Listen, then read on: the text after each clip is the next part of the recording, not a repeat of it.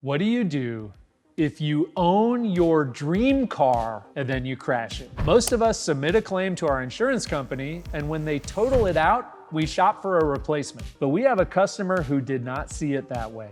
In his mind, that specific car was the dream car, and he wanted it back. Our customer, we'll call him T, had his accident in 2022. He didn't file an insurance claim because he was afraid they would total it out and he wouldn't get the car back. It sat in a shop out in Texas for more than 2 years. Then T got relocated to Atlanta, and when he met us, he asked if we could help. This is a story about how far a car guy will go to rescue his dream car. The car showed up on a transport truck and it was looking rough. It got a lot of attention from customers thanks to the haggard condition. Everybody was curious about the backstory. It's a 2016 BMW M3. T had bought it in 2019 with only 10,000 miles. He quickly racked up another 25,000 miles, going on road trips, driving his friends around, meeting his wife. The car became part of his identity. And then one fateful night, he straight-lined a roundabout. It was a big hit and pretty much everything underneath the car was damaged. So we sat down and had a conversation with T about the plan. Fixing the car properly was going to take a lot of time and a lot of parts, but he did not hesitate. He was willing to do whatever it took to get the car back on the road. So we got started. I wish I could see video footage of the crash because it must have been crazy. The shop in Texas had attempted some repairs, but that actually made it harder to discover everything that was wrong.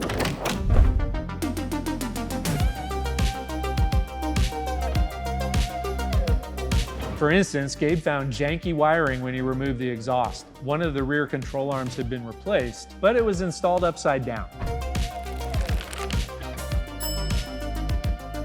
All of the wheels were bent. One of them was cracked and badly welded back together.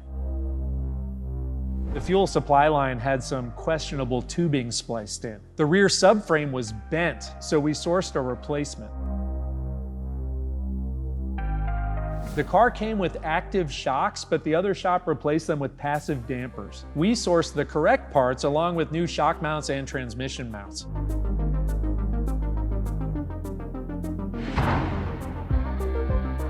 The project went on pause in June while T tried to get them to ship his missing carbon fiber strut brace. T is a patient and trusting guy, and we suspect the other shop took advantage of that because they never shipped the strut brace.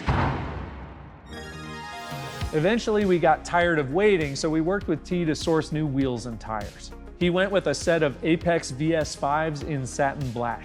We are an Apex dealer, so if you're in need of a high-quality set of wheels at a very reasonable price, hit us up. We decided on the Continental Sport Contact 06 Plus. It's an ultra-high performance all-season tire. Summer tires work 90% of the time in Atlanta, but when it does snow, you will regret having Cup 2s on your daily driver. The front suspension got some love. Shocks, sway bar and bushings, control arms, and a wheel hub.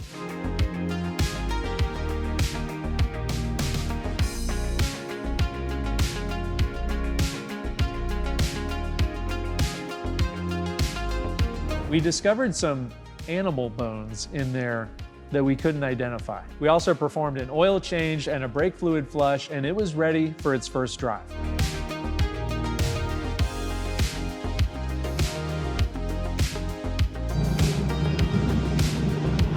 This is my first time driving an F80.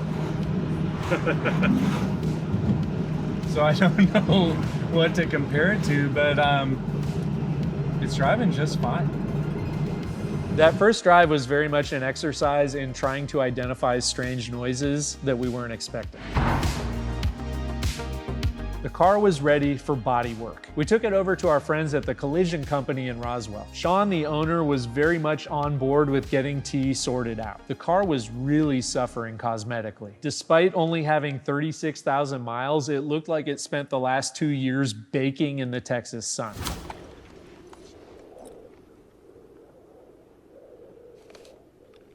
T wasn't going for a showroom restoration. The goal was to get the paint to match on all the panels and have it not feel like sandpaper.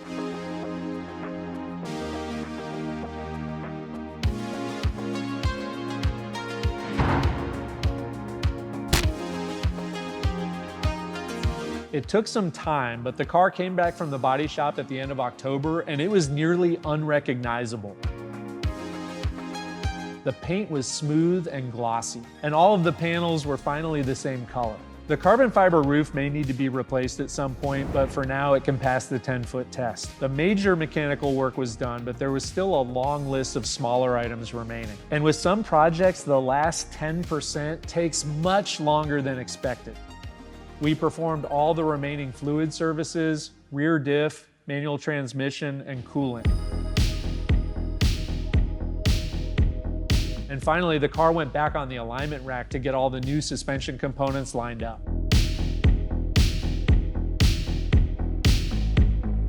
T wanted BMW center caps for the Apex wheels, so we sourced a set of those. November rolled around and it felt like the punch list wasn't much shorter. The HVAC controls weren't responding. No sound was coming from the stereo. There was a brake system warning. The steering wheel needed an airbag.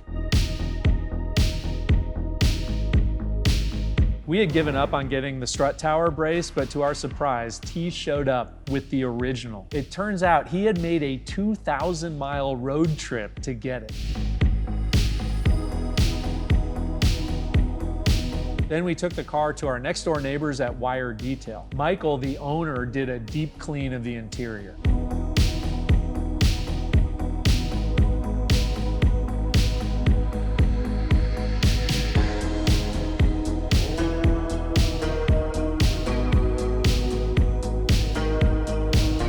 When I pulled it into the shop that night, there was an absolute racket in the engine compartment. We had not yet removed the front bumper. It turns out there were some questionable repairs back there. For instance, the radiator fan had cracked in the accident and someone decided to glue it back together. So we replaced it and a lot of other parts. The car had a set of Bay Optics headlights, but it was throwing an error code. We set up a remote tuning session and then we realized that it had the wrong headlights.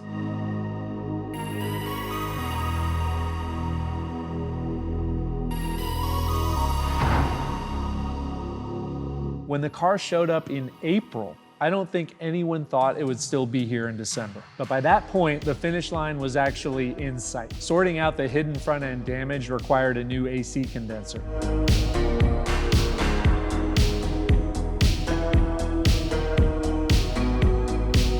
Bay Optics shipped us the correct headlights, and with some coating, they worked properly with no warning lights.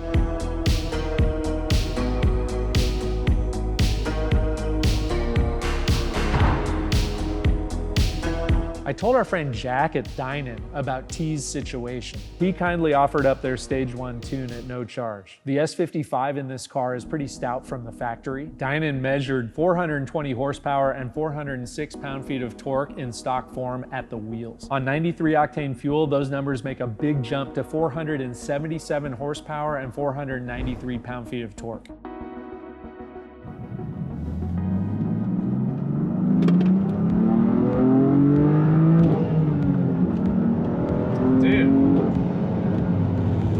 Legitimately quick vehicle now.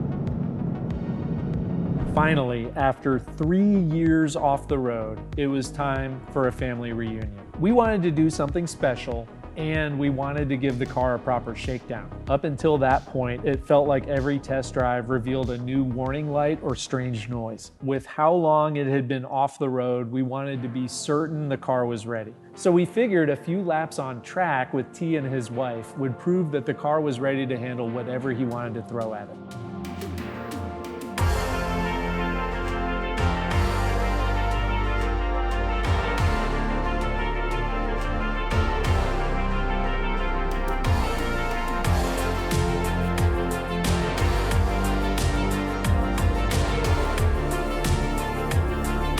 This was my first time on track in a modern M3, and I can see what all the fuss is about.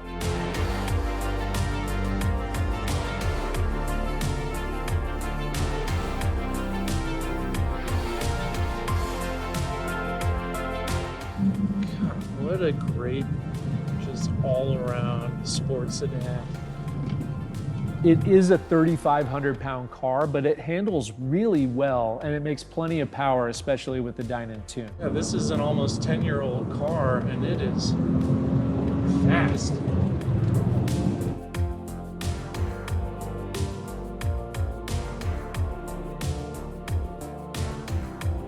Man, like an ultra comfy daily driver that can do this,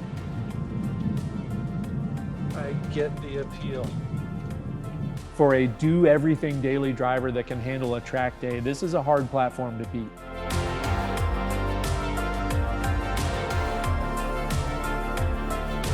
Yeah, this thing is awesome. I'm jealous. It might be the absolute peak German sports sedan.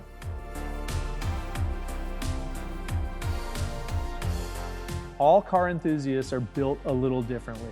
We like different things about our cars. We gravitate to different brands. We focus on different types of driving. The variety is part of what makes the whole thing fun. In my mind, T is the purest form of car guy. He found his dream car, and after the accident, he never gave up on getting it back. It is the best love story since Titanic. I'll never let go. I promise.